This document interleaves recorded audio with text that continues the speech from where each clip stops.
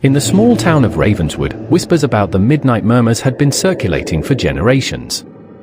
It was said that, at the stroke of midnight, eerie voices could be heard emanating from the forest on the outskirts of town. Few dared to venture into those woods after dark, but those who did were never seen again. One fateful night, a skeptical journalist named Emma decided to uncover the truth behind the legend. Armed with her camera and a flashlight, she ventured into the forest, determined to debunk the myth. As she walked deeper into the woods, the sounds of the town faded, replaced by an unsettling silence. At exactly midnight, the air grew cold, and the first murmurs began. Soft, unintelligible whispers floated through the trees, sending shivers down Emma's spine. She pressed on, her curiosity outweighing her fear.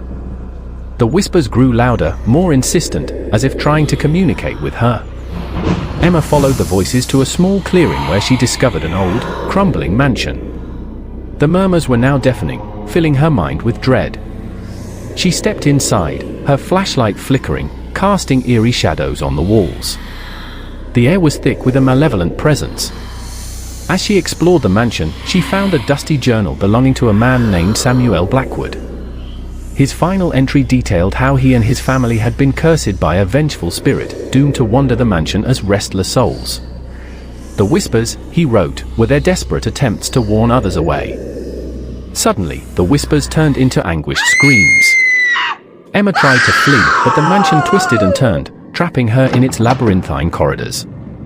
The last thing she saw before darkness consumed her was the ghostly figure of Samuel Blackwood, reaching out to her, his eyes filled with sorrow and regret.